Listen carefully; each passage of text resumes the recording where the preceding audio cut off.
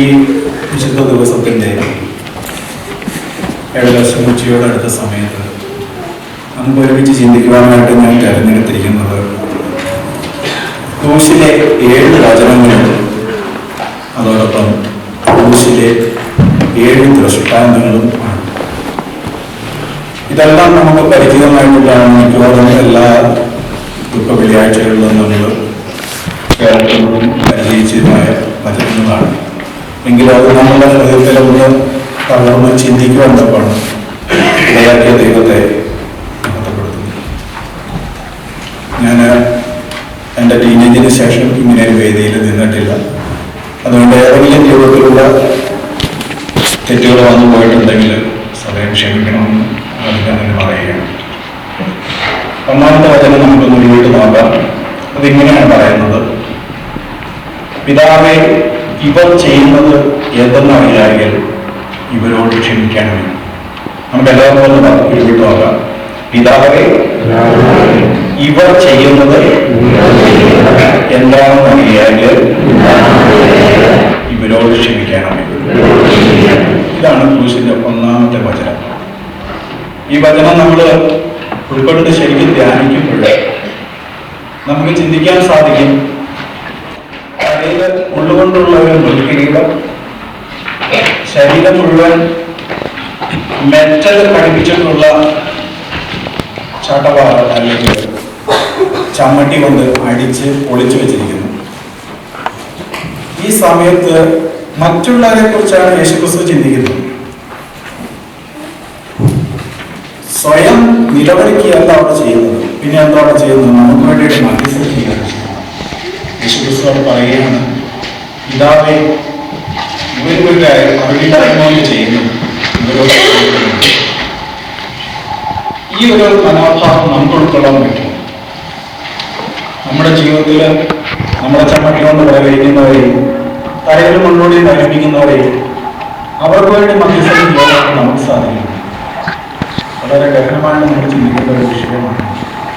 നമ്മുടെ പള്ളിയെ നോക്കി, അല്ലെങ്കിൽ നമ്മുടെ സമൂഹത്തെ നോക്കി, അല്ലെങ്കിൽ നമ്മളിലുള്ള വ്യക്തിത്വത്തെ നോക്കി, അല്ലെങ്കിൽ നമ്മുടെ മക്കളെ നോക്കി, ഈ തലമുറയെ നോക്കി ദൈവം തമ്പുരാൻ ഇന്നത് പറയാൻ ഇടവന്നാൽ ഏതൊരു രൂപത്തിലാണ് നമ്മുടെ ജീവിതം എന്ന് സ്വയമേ ഒരു പരിശോധന നടത്തേണ്ടത് അത്യാവശ്യം. നമ്മുടെ ജീവിതത്തിൽ തെറ്റുകളുണ്ടായിരിക്കാം, കുറവുകളുണ്ടായിരിക്കാം, ദൈവത്തെ പല പ്രാവശ്യം ക്രൂശിക്കുന്നവരായിരിക്കാം നമ്മൾ. എങ്കിലും നമുക്കൊരു തിരിച്ചുവരേണ്ട ഒരു വലിയ ദൃഷ്ടാന്തം ഇവിടെ ബാക്കി വെച്ചിട്ടാണ് ദൈവം നമ്മുടെ ഇടയിൽ നിന്ന് മാറ്റിപ്പോയിരിക്കുന്നത്. ഇപ്പോൾ നമ്മൾ കണ്ട പ്രൊസഷനിൽ അതാണ് പറയുന്നത്. കാൽവരിയിലേക്ക് വളരെ കഷ്ടയാതനകൾ അനുഭവിച്ചുകൊണ്ട് നടന്നു നീങ്ങുമ്പോഴും ലോകത്തിന് സമാധാനം കൊടുക്കാൻ വേണ്ടിയിട്ട്, അല്ലെങ്കിൽ ആദാമിന് നഷ്ടപ്പെട്ടു പോയ പർദീസ വീണ്ടെടുക്കാനും വേണ്ടിയിട്ട് ദൈവം തൻ്റെ പീഡാനുഭവം സ്വയം ഏറ്റെടുക്കുകയാണ്. ആ ഒരു മനോഭാവം നമ്മുടെ ഉള്ളിൽ രൂപീകൃതമാകുമ്പോഴാണ് മറ്റുള്ളവർക്ക് വേണ്ടി പ്രാർത്ഥിക്കാനായിട്ട് നമുക്ക് സാധിക്കുന്നത്, അല്ലെങ്കിൽ മറ്റുള്ളവർക്ക് വേണ്ടി മധ്യസ്ഥം യാചിക്കാനായിട്ട് നമുക്ക് സാധിക്കും. നമ്മളോട് തെറ്റ് ചെയ്യുന്ന മനുഷ്യരോടും നമ്മളെ വളരെ അധികം വേദനിപ്പിക്കുന്നവരോട് പൊറുക്കുവാനും മറക്കുവാനും ക്ഷമിക്കുവാനുള്ള ഒരു വലിയ ഉത്തരവാദിത്വം നമുക്കുണ്ട് എന്ന് പറഞ്ഞുകൊണ്ട് ഒന്നാമത്തെ വചനം ഞാൻ അവസാനിപ്പിക്കുകയാണ്.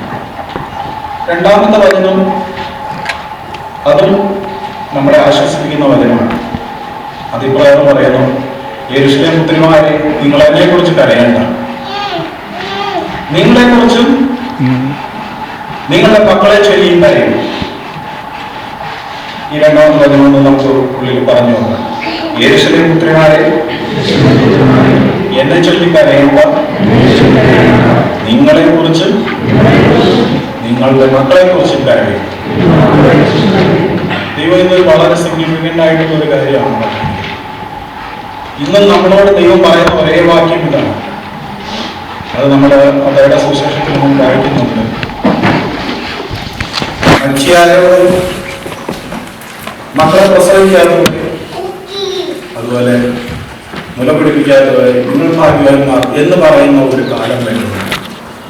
ഇന്ന് നമ്മുടെ ലോകത്തിലേക്ക് തിരിഞ്ഞു നോക്കിക്കഴിഞ്ഞാൽ ഏതെല്ലാം രൂപത്തിലുള്ള പ്രയാസങ്ങളിലൂടെയാണ് അവർ കടന്നു പോകുന്നത്. പലപ്പോഴും ഞാൻ പറയാറുണ്ട്, നമ്മൾ പലപ്പോഴും ഒരുപാട് വേവലാതിപ്പെടുന്നു നമ്മുടെ ജീവിതത്തിൽ.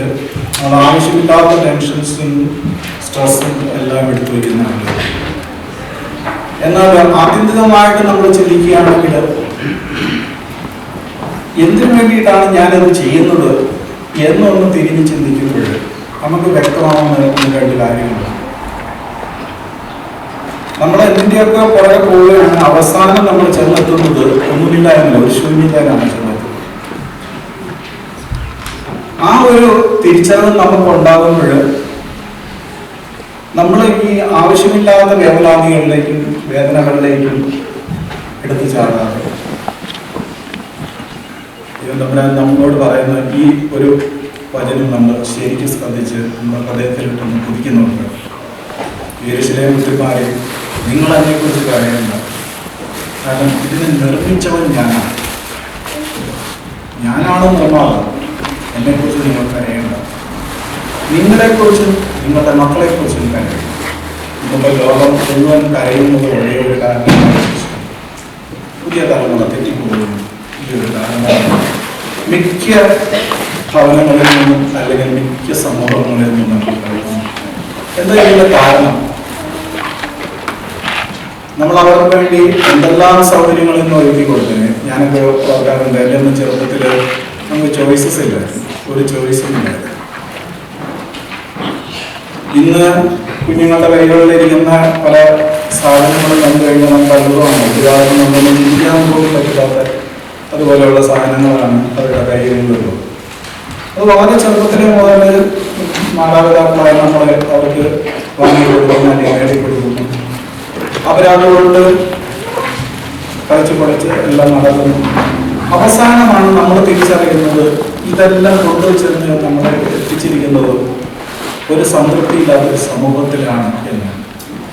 ഇന്നത്തെ യങ് ജനറേഷനെ കുറിച്ച് പറയുന്നത് ഏറ്റവും അസംതൃപ്തമായിട്ടുള്ള, സംതൃപ്തിയില്ലാത്തൊരു തലമുറ.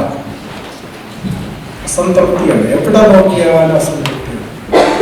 ഇതിൻ്റെ മെയിൻ റീസൺ എന്ന് പറയുന്നത് നമുക്ക് ഈ തിരിച്ചറിവില്ലായ്മയാണ്.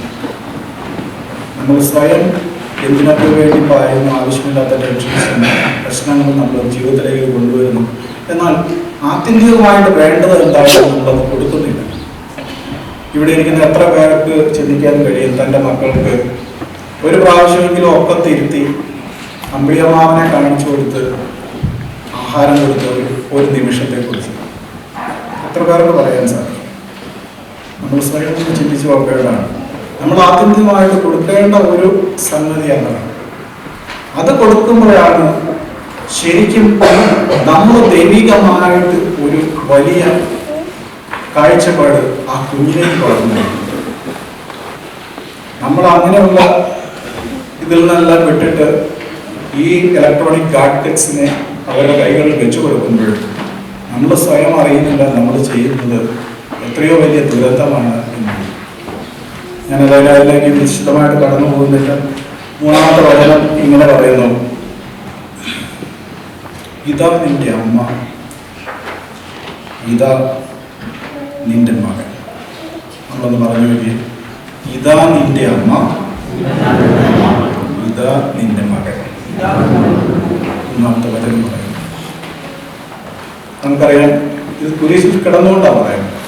കുരിശിൽ കിടക്കുമ്പോഴേ കാണുന്നത് തൻ്റെ മാതാവ് നിരാലംബയായിട്ട് കരയുന്ന ഒരു സങ്കടം. അപ്പോൾ പ്രിയ ശിഷ്യൻ തൊട്ടടുത്ത് നിൽക്കുന്നുണ്ട്. അവനെ ചൂണ്ടിക്കാണിക്കൊണ്ട് പറയുകയാണ്, ഇതാ നിന്റെ അമ്മ, ഇതാ നിന്റെ മകൻ. ആ വേദനയോടുകൂടിയുള്ള വാക്കുകൾ ആക്ച്വലി എനിക്കും നിങ്ങൾക്കും വേണ്ടിയിട്ടാണ് നൽകുന്നത്. എൻ്റെ അമ്മയെ നിനക്ക് ഞാൻ തരുന്നു, അതുപോലെ തന്നെ എൻ്റെ ഈ പ്രിയ ശിഷ്യനെ നിനക്ക് ഞാൻ മകനായിട്ട് തരുന്നു എന്നുള്ള വാചകം. ഇന്നത്തെ സമൂഹത്തിൽ ഞാൻ പലപ്പോഴും ചിന്തിക്കാറുണ്ട്, അമേരിക്കയിലെ പേരെടുത്ത നഴ്സായിരിക്കും, പക്ഷേ സ്വന്തം മാതാപിതാക്കൾക്ക് ഒരു നേരത്തെ ആഹാരമോ മരുന്നോ എടുത്തു കൊടുക്കാനായിട്ട് നമ്മൾ ഫൗണ്ടേഷനെ അന്വേഷിച്ചു. എന്തിനു വേണ്ടിയിട്ടാണ്? ഇവിടെ കിട്ടുന്ന തുച്ഛമായ ചില ഡോളറിന് വേണ്ടിയിട്ട് നമ്മൾ ചെയ്യുന്നില്ലേ? ഇതാ നിന്റെ അമ്മ എന്ന് പറഞ്ഞ് നമ്മൾ അവളെയാണോ അവിടെ അപ്പോയിന്റ് ചെയ്യേണ്ടത്? അല്ലെങ്കിൽ അവനെയാണോ നമ്മൾ അവിടെ അപ്പോയിന്റ് ചെയ്യേണ്ടത്? നമ്മൾ സ്വയം ഒന്ന് ചിന്തിച്ചു പോകണം. നമ്മളുടെ പോക്ക് എങ്ങോട്ടാണ്? നമ്മൾ ഈ സമൂഹത്തിൽ ജീവിക്കുമ്പോൾ ഇങ്ങനെയുള്ള ചില തിരിച്ചറിവുകൾ നമുക്ക് എപ്പോഴും ഉണ്ടാകുന്നുണ്ട്. ദൈവം നമുക്ക് തരുന്ന അവസരങ്ങൾ, ആ അനുഭവത്തിലേക്ക് നമ്മൾ വളരാൻ തക്കണം. ഈ മൂന്നാമത്തെ വചനം നിങ്ങൾക്കിടയാകുമെന്ന് ഞാൻ വിശ്വസിക്കുന്നു. നാലാമത്തെ വചനം പറയുന്നത്, എൻ്റെ പിതാവേ എന്നെ കൈവിട്ടത്. നമുക്കൊന്ന് പറഞ്ഞു നോക്കാം. എൻ്റെ പിതാവേ എന്നെ കൈവിട്ടത്. ഇതൊരു വലിയ നിസ്സഹായ അവസ്ഥയിൽ നിന്നുകൊണ്ട്, അല്ലെങ്കിൽ ക്രൂശിന്റെ അവസാന നിമിഷങ്ങളിൽ പിതാവിനോട് അദ്ദേഹം കരയുകയാണ്. എൻ്റെ പിതാവേ എന്നെ കൈവിട്ടത്. ഇന്ന് പിതാക്കന്മാരോട് മക്കള് ചോദിക്കുന്ന ആ ചോദ്യമല്ല. പിതാക്കന്മാരോട് എന്താ മക്കൾ പറയുന്നത്? ഈ അപ്പന്മാർ നിങ്ങളുടേതല്ല. പിതാവിനോട് മക്കൾക്ക് ഇന്ന് അത്രയും ഉത്തരവാദിത്തമില്ല. അവര് പിതാക്കന്മാരെ തള്ളി പറയുകയാണ്, പിതാക്കന്മാരെ തെരുവുകളിലേക്ക് ഉപേക്ഷിക്കുകയാണ്. പിതാവുമായിട്ട് ഒരു ബന്ധം, ഒരു അറ്റാച്ച്മെന്റ് നമ്മുടെ തലമുറയില്ല. അവര് സ്വയം എന്തിനൊക്കെയോ വേണ്ടി ഇങ്ങനെ ഓടിപ്പായുന്നതിനിടയ്ക്ക് പിതാവുമായിട്ട് ഒരു അഭേദ്യമായിട്ടുള്ള ബന്ധത്തിലേക്ക് പോകാനാണ്. പിതാവിനെ ആ ഒരു വലിയ അവസ്ഥയിൽ കാണുന്നതിനോ ഇന്ന് പലർക്കും കഴിയുന്നില്ല. ഒരു നിസ്സഹായ അവസ്ഥയിൽ നമ്മളൊരു മുടിയനായ പുത്രന്റെ കഥ നമ്മൾ പഠിച്ചിട്ടുണ്ട്. അവന്റെ നിസ്സഹായ അവസ്ഥയിൽ അവൻ എന്താ ചിന്തിക്കുന്നത്? എൻ്റെ പിതാവിന്റെ ഭവനത്തിൽ അനേകം പേര് ഭക്ഷണം കഴിച്ച് തൃപ്തരായിട്ട് എത്രയോ ഭക്ഷണം വേസ്റ്റാക്കി കളഞ്ഞു. ഞാനോ ഇവിടെ നിത്യനിവൃത്തിക്ക് നിവർത്തിയില്ലാതെ പന്നികളുടെ ഭക്ഷണത്തിൽ കൈയിട്ട് പോയി. ഞാൻ സ്വയം തിരിച്ചറിഞ്ഞ് എഴുന്നേറ്റ് അവന്റെ അടുക്കിലേക്ക് പോകും എന്ന് പറഞ്ഞ് തിരിഞ്ഞു പോകുന്ന ഒരു മകനെ നമുക്ക് അവിടെ കാണാൻ വേണ്ടി സാധിക്കും. എന്നാൽ ഇന്ന് നമ്മൾ ഓരോരുത്തർ ചെയ്യുന്നത് നേരെ തിരിച്ചാണ്. നമ്മുടെ ജീവിതത്തിൽ നമുക്കിത് തിരിച്ചറിവുണ്ടാകണം. നമ്മൾ ഇന്ന് ഈ കുടിയിൽ കിടക്കുന്ന ഈ ജീവിതത്തിൽ നിന്ന് നമുക്കൊരു മോചനം വേണം. എൻ്റെ നിസ്സഹായ അവസ്ഥയിൽ എൻ്റെ പിതാവിൻ്റെ മക്കളിലേക്ക് ഞാൻ തിരിച്ചു പോകും എന്നുള്ള ആ ഒരു വിചാരം നമ്മുടെ ഉള്ളിൽ ഉണ്ടെങ്കിൽ ജീസസ് ക്രൈസ്റ്റ് ഇവിടെ പ്രാർത്ഥിക്കുകയാണ്, പിതാവേ എന്നെ കൈവിട്ടത്. അഞ്ചാമത്തെ വാചകം പറയുന്നു, എനിക്ക് ദാഹിക്കുന്നു. യോഹന്നാന്റെ സുവിശേഷം 19 അധ്യായം 28 വാക്യത്തിൽ കഴിഞ്ഞാൽ ഇത് വചനം നിവർത്തിയാകാൻ വേണ്ടിയിട്ടാണ് ചോദിക്കുന്നതെന്ന് നമുക്ക് മനസ്സിലാവും. എനിക്ക് ദാഹിക്കുന്നു. ലോകം എന്താ ദൈവത്തിന് കുടിക്കാൻ കൊടുത്തു? ഇന്നിപ്പം നമ്മൾ ഈ ശുശ്രൂഷയുടെ അവസാനം നമ്മൾ ആസ്വദിക്കാൻ പോകുന്നത് അതാണ്. ചെന്നിയായും വിനാഗിരിയും കൈപ്പുനീരും ഒക്കെ കൂട്ടിക്കലർത്തിയ ഒരു പാനീയമാണ് കുടിക്കാനായിട്ട് ദൈവത്തിന് നമ്മൾ കൊടുക്കുന്നത്. ഇന്ന് പലപ്പോഴും നമ്മൾ കുടിച്ചുകൊണ്ടിരിക്കുന്നത് ഇത് തന്നെയാണ്. നമ്മുടെ ജീവിതത്തിൽ നമ്മൾ അറിഞ്ഞോ അറിയാതെയോ ഇങ്ങനെയുള്ള കൈപ്പുനീരുകൾ ഇങ്ങനെ കുടിച്ചുകൊണ്ടിരിക്കുക. അവിടെയും നമ്മളുടെ ദാഹം തീരുന്നില്ല. നമ്മൾ പറയുകയാണ്, എനിക്ക് ദാഹിക്കുന്നു. ദൈവം അവിടെ നിന്നുകൊണ്ട് നമ്മളോട് പറയുകയാണ്, എനിക്ക് ദാഹിക്കുന്നു. നമ്മുടെ കയ്യിലുള്ളത് ഈ കൈപ്പുനീരാണ് നമ്മൾ കുടിക്കാൻ. ദൈവത്തിന് ഇതിനെ സൃഷ്ടിച്ച, വെള്ളത്തെ സൃഷ്ടിച്ച ദൈവത്തിന് നമ്മളുടേതായ തുച്ഛമായിട്ടുള്ള ഒരു സ്പോഞ്ചിൽ, നേരെ കുടിക്കാനുള്ള പാത്രത്തിൽ പോലും അല്ല കൊടുക്കുന്നത്, ഒരു സ്പോഞ്ചിൽ വെച്ച് നനച്ച് കൈപ്പുനീര് കൊടുക്കാൻ ഉള്ള താല്പര്യം നമുക്കുള്ളൂ. ഈ ലോകത്തിലുള്ള വെള്ളത്തെ മുഴുവൻ സൃഷ്ടിച്ച ദൈവത്തിന് നമ്മൾ ഈ കൈപ്പിലേക്ക് കൊടുക്കണം. നമ്മുടെ ജീവിതം കൊണ്ട് ഇതാണ് അർത്ഥമാക്കുന്നത്. ചിന്തിക്കുക. 6-ാമത്തെ വചനം പറയുന്നു, നീ എന്നോട് കൂടെ പറുദീസായിരിക്കും. എന്ന് പറഞ്ഞു നോക്കി, നീ എന്നോട് കൂടെ പറുദീസായിരിക്കും. ഇതാരോടാ പറഞ്ഞത്? സ്വന്തം ക്രൂശിന്റെ ഒരു വശത്ത് തൂക്കപ്പെട്ടിരിക്കുന്ന ഒരു വലിയ കള്ളമാടാണ് ദൈവം പറയുന്നത്. മറ്റേ സൈഡിൽ ഒരാളുണ്ടായിരുന്നു ഇതുപോലെ, അല്ലേ? ആ മനുഷ്യനോടാണ് ഇത് ദൈവം പറഞ്ഞത്, നീ ഇന്ന് എന്നോടുകൂടെ പറുദീസായിരിക്കും. ഈ കള്ളം തെറ്റ് ചെയ്തിട്ടില്ലായിരുന്നു. ഈ കള്ളം തെറ്റ് ചെയ്തിട്ടുണ്ടായിരുന്നു. തടവിലായിരുന്നു മനുഷ്യനായിരുന്നു. ഇപ്പുറത്തുള്ള ആള് പറഞ്ഞു, നീ വലിയ ദൈവമൊക്കെ അല്ലേ ഇങ്ങോട്ട് ഇറങ്ങി വാ, എന്നിട്ട് ഞങ്ങളെ കൂടെ അങ്ങ് രക്ഷിക്കുക എന്ന് പറഞ്ഞു. എന്നാൽ ഈ കള്ളൻ പറഞ്ഞത്, ഈ രാജാവാകുന്നത് നിങ്ങൾ അറിയുന്നു, ഈ രാജ്യത്തെ പ്രാപിച്ചു വരുമ്പോൾ എന്നെയും ഓർക്കണമേ എന്നുള്ള ചെറിയ പ്രാർത്ഥന. ആ ഒരൊറ്റ പ്രാർത്ഥനയുടെ ബലത്തിൽ ദൈവം ഒരു വലിയ വാഗ്ദാനം കൊടുക്കുകയാണ്, നീ ഇന്ന് എന്നോടുകൂടെ പറുദീസായിരിക്കും. നമ്മുടെ ഹൃദയത്തിൽ ഈ ഒരു മെസ്സേജിൽ നിന്ന് കിട്ടുവാൻ തക്കവണ്ണം എത്ര പേര് ആത്മാർത്ഥമായിട്ടുള്ള പ്രാർത്ഥന ദൈവത്തിനുമായി സമർപ്പിച്ചിട്ടുണ്ട്. നമ്മുടെ ഹൃദയത്തിൽ ആ ഒരു സന്തോഷത്തിന്റെ അനുഭവം, നീ ഇന്ന് എന്നോടുകൂടെ പറുദീസയിലായിരിക്കും എന്ന് ദൈവം തമ്പുരാൻ നമ്മളോട് പറയാൻ തക്കണം. നമ്മുടെ ഒരു ചെറിയ പ്രാർത്ഥനയെങ്കിൽ ഈ ദിവസത്തിൽ നമ്മളെ നയിക്കുമെങ്കിൽ നമുക്ക് ചാരിതാർത്ഥത്തോടുകൂടി ഇന്ന് ഈ പള്ളിയിൽ നിന്ന് മടങ്ങിപ്പോകാം. ചില വ്യക്തികളുണ്ട്, ദുഃഖവെള്ളിയാഴ്ച മാത്രം അവർ പള്ളിയിൽ വരും. ഈ ദൈവം തമ്പുരാനെ കുറിച്ച് തറച്ച് ഈശ്വരനെ പോലെ പിന്നെ അവർ വരുന്നു. പിന്നെ അവരെ കാണുന്നത് അടുത്ത ദുഃഖവെള്ളിയാഴ്ചയാണ്. ഇപ്പം ദൈവം തമ്പുരാൻ എന്നും അവരുടെ ജീവിതത്തിൽ ക്രൂശിക്കപ്പെട്ട കാണുന്നത്. അവർക്ക് ദൈവം തമ്പുരാൻ അവരുടെ ഹൃദയത്തിൽ ഉയർത്തണം എന്നുള്ള ആഗ്രഹമുണ്ടോ? നമ്മൾ സ്വയം ഒന്ന് ചിന്തിച്ചു. 7-ാമത്തെ സകലവും നിവൃത്തിയായി. പിതാവേ, ഞാൻ എൻ്റെ ജീവനെ നിന്റെ കൈകളിൽ പറഞ്ഞു നോക്കാം. സകലവും നിവൃത്തിയായി. പിതാവേ, ഞാൻ എൻ്റെ ജീവനെ നിന്റെ കൈകളിൽ ഫലമേൽപ്പിക്കുന്നു. ഇത് അവസാനത്തെ പാഠം. ദൈവം ക്രൂശിൽ എൻ്റെ അവസാന തുള്ളി രക്തവും ഒഴുക്കി ഈ ലോകത്തോട് വിട പറയുന്ന മുഹൂർത്തത്തിൽ പറയുന്ന വാചകം.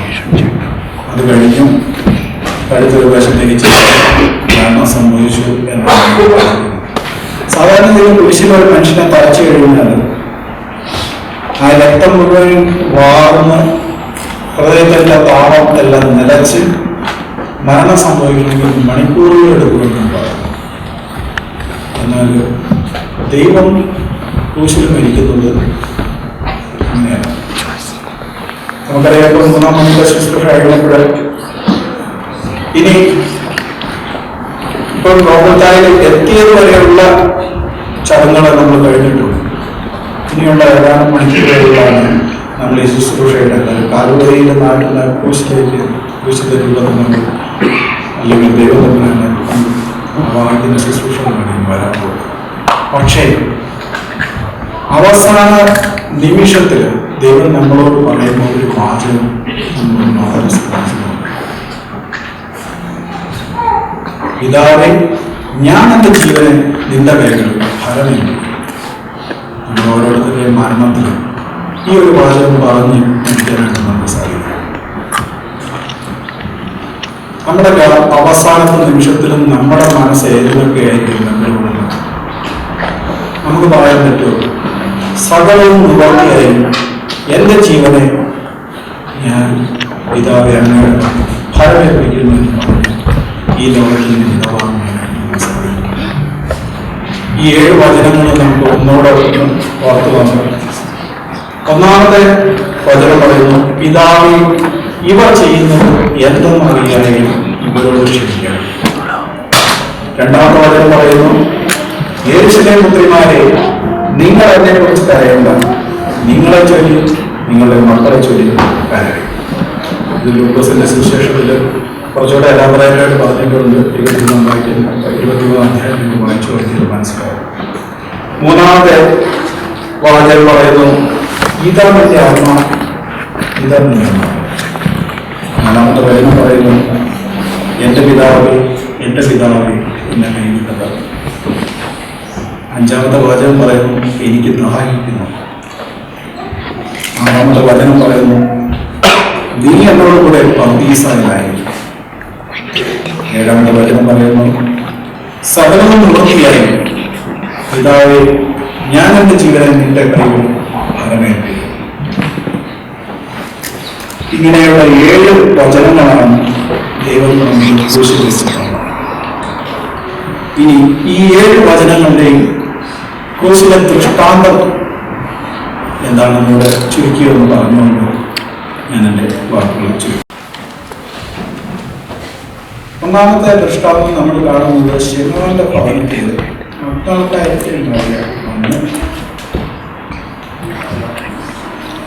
ആ പാപിയായ സ്ത്രീ തൻ്റെ കണ്ണുനീര് കൊണ്ട് പാതാരബന്ധങ്ങൾ നനച്ച്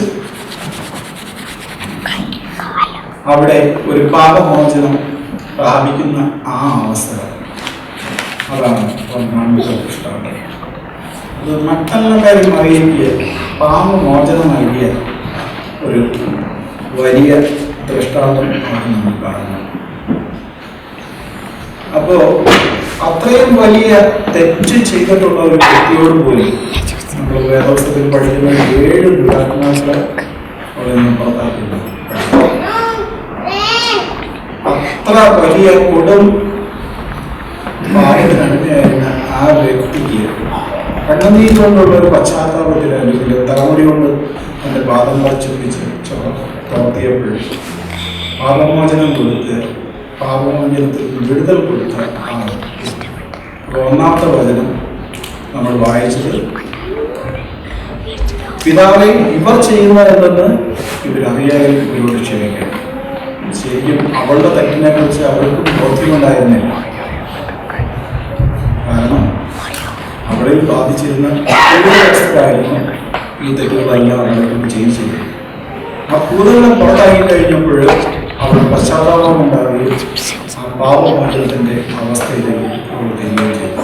അപ്പൊ ഈ 2 ദൃഷ്ടാന്തങ്ങളും ചിന്തിച്ചുകൊണ്ട് ലോകത്തിന്റെ ഇന്നത്തെ ഏറ്റവും വലിയ ആവശ്യം എന്ന് പറയുന്നത് നമ്മളിലുള്ള ഈ പാപാവസ്ഥയെ ദൈവം എടുത്തു മാറ്റിക്കളഞ്ഞു. നമുക്കൊരു പാപമോചനം നൽകുക എന്നുള്ളത്. അതാണ് ദൈവം ആത്മീയ പ്രാർത്ഥിക്കുന്നത്, പിതാവേ ഇവർ ചെയ്യുന്നത് എന്തെന്ന് അറിയാതെ ഇവരോട് ക്ഷമിക്കണം. ആ ഒരു പാപമോചനത്തിന്റെ അവസ്ഥയാണ് ഒന്നാമത്തെ ദൃഷ്ടാന്തം. രണ്ടാമത്തെ ദൃഷ്ടാന്തം, ഹേരോദിന്റെ അടുക്കൽ അയക്കപ്പെട്ടതുകൊണ്ട്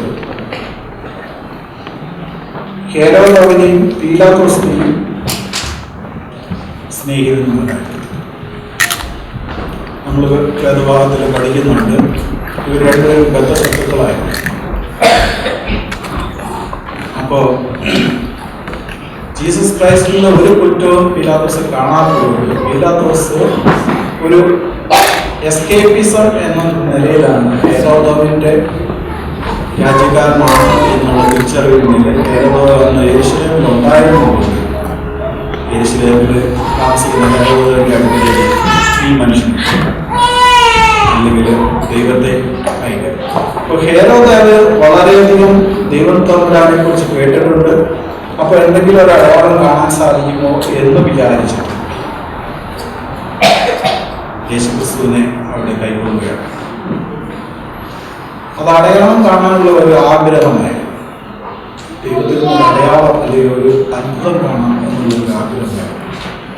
ആ ഒരു ആഗ്രഹത്തിന്റെ പുറത്ത് ദൈവത്തെ അവിടെ കാണുകയും എന്നാൽ ഈ മനുഷ്യൻ കുറ്റക്കാരനല്ല എന്ന് പറഞ്ഞ് നേരെ പീലാത്തോസിന്റെ അടുക്കലേക്ക് തിരിച്ചറിയുകയും ചെയ്തു. പക്ഷേ ആ കണ്ടവരിൽ പോലും ഒരു വലിയ കാര്യം അവിടെ സംഭവിക്കുകയാണ്. ഈ വ്യക്തികൾ തമ്മിൽ, പീലാത്തോസും പിലാത്തോസും തമ്മിൽ അന്ന് മുതൽ സ്നേഹിതരായി തീർന്നു. ഒരു ചെറിയ ആക്ഷനുണ്ട്. ദൈവം നമ്മുടെ അടുക്കലേക്ക് വരുമ്പോൾ ഇതാണ് നമ്മളിൽ സംഭവിക്കുന്ന ഏറ്റവും വലിയൊരു വ്യത്യാസം. നമ്മുടെ വൈരി അല്ലെങ്കിൽ ഗതശത്രുവായിട്ടുള്ള വ്യക്തികളോട് പോലും നമുക്ക് സൗഹാർദ്ദം ഉണ്ടാകും എന്നുള്ള ഒരു വലിയ ദൃഷ്ടാന്തം. മൂന്നാമത്തെ ദൃഷ്ടാന്തം യെരൂശലേം നാരികൾക്ക് ആശ്വാസം നൽകിയെന്നാണ്.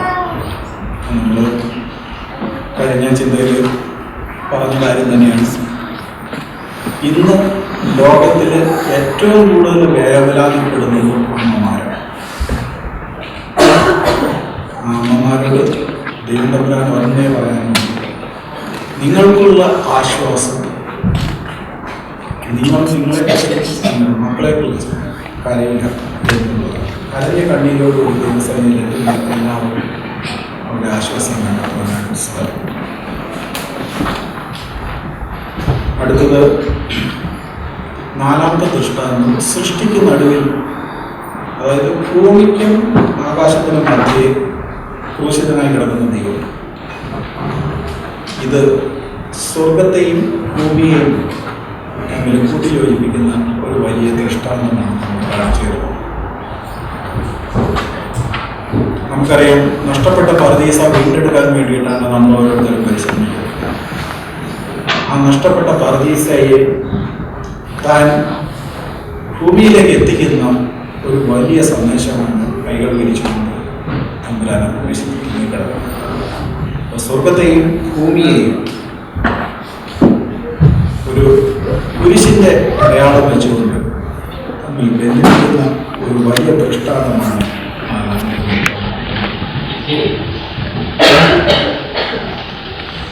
പിന്നെ അഞ്ചാമത്തത് നമുക്കറിയാം, അമ്മയും ശിഷ്യനും തമ്മിൽ കൂടിച്ചേർക്കുക. അത് തൻ്റെ ജീവിതത്തിൽ തനിക്ക് മാനുഷികമായിട്ടുള്ള ഉത്തരവാദിത്വത്തെ നിറവേറ്റുന്ന ഒരു വലിയ ദൃഷ്ടാന്തമാണ്.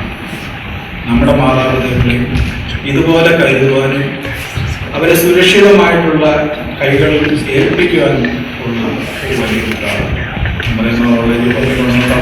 എന്നാൽ നമ്മുടെ മാതാപിതാക്കളോട് നമുക്ക് മൗലികമായിട്ടുള്ള ഒരു വലിയ ഉത്തരവാദിത്വം, അത് നമ്മൾ നിറവേറ്റിയിട്ടുണ്ട്.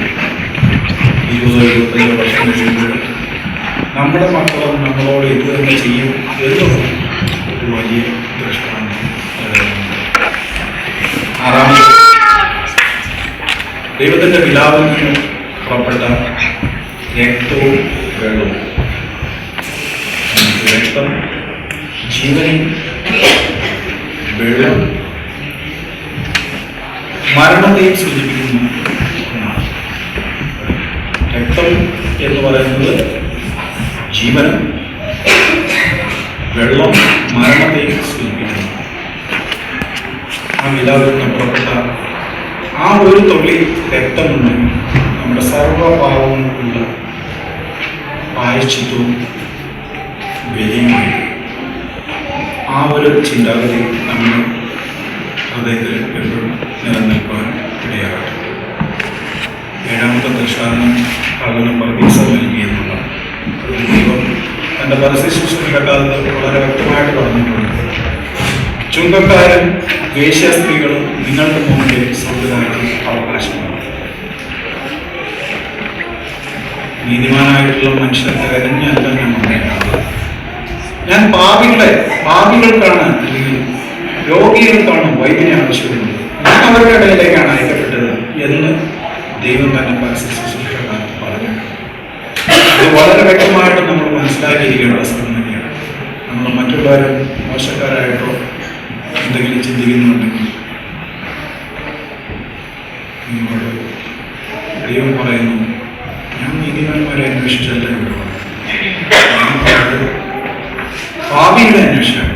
ആ പാപികളിൽ ശ്രേഷ്ഠമായ ഒരു വലിയ കള്ളന് പാപമോചനം നൽകി അവനെ പറുദീസയിലേക്ക് ആനയിക്കുവാൻ തക്കണം എനിക്ക് മനസ്സായെങ്കിൽ നിന്റെ പാപം എത്ര കടും ചുവപ്പായിരുന്നാലും അതിനെ എൻ്റെ രക്തം കൊണ്ട് ഞാൻ കഴുകി വെളുപ്പാക്കി നിനക്ക് പറുദീസ തരുവാൻ എനിക്ക് ആരോടും അനുവാദം ചോദിക്കേണ്ടതില്ല.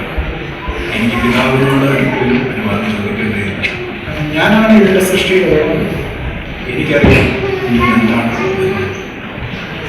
ഇങ്ങനെയുള്ള 7 ദൃഷ്ടാന്തങ്ങളാണ് ക്രൂശിൽ നമ്മൾ കാണുന്നത്. ഒരിക്കൽ കൂടി ഒന്ന് ഓർമ്മിക്കുക. ഒന്നാമത്തെ ദൃഷ്ടാന്തം പാപിനിയായ സ്ത്രീക്ക് പാപം മാറ്റുന്നത്. രണ്ടാമത്തെ ദൃഷ്ടാന്തം ഹേരോദോവിൻ്റെ അടുക്കൽ അയക്കപ്പെട്ടതുകൊണ്ട് ഹേരോദോവിനെയും പീലാത്തോസിനെയും സ്നേഹിക്കുന്നുണ്ടായിരുന്നു. മൂന്നാമത്തത് യെരൂശലേമിലുള്ള നാരികൾ ആശ്വാസം. നാലാമത്തെ ദൃഷ്ടാന്തം സൃഷ്ടിക്ക് നടുവിൽ ഭൂമിയെ ആകാശത്തെയും കൈകളിൽ വിരിച്ച് നിൽക്കുന്ന ക്രൂശിത രൂപം നമുക്ക് നൽകുന്ന സന്ദേശം നഷ്ടപ്പെട്ട പറുദീസയെ നമുക്ക് വീണ്ടെടുക്കുന്നു. അഞ്ചാമത്തത് അമ്മയെ തൻ്റെ ശിശുവിനെ ഏൽപ്പിക്കുന്നത് വഴിയായിട്ട് തൻ്റെ ലോകത്തിലുള്ള മൗലികമായിട്ടുള്ള ഉത്തരവാദിത്വം നിറവേറ്റുന്നു. ആറാമത്തത് ദൈവത്തിൻ്റെ പിതാവിൽ നിന്നും പുറപ്പെട്ട രക്തവും വെള്ളവും. രക്തം ജീവനെയും വെള്ളം മരണത്തെയും സൂചിപ്പിക്കുന്നു. ഏഴാമത്തെ ദൃഷ്ടാന്തം പറുദീസ നൽകി. ഈ 7 ചിന്തകളും നിങ്ങളുടെ ഹൃദയത്തിലേക്ക് പകർന്നുകൊണ്ട് ഇന്ന് ഇവിടെ ഈ വചനം നിങ്ങളോട് പങ്കുവയ്ക്കുന്നതാണ്. നേരത്തെ ദൈവത്തെ സ്തുതിക്കുന്നു. അതുപോലെ തന്നെ ബഹുമാനപ്പെട്ട അച്ഛനോട് ഉള്ള അഭേദമായ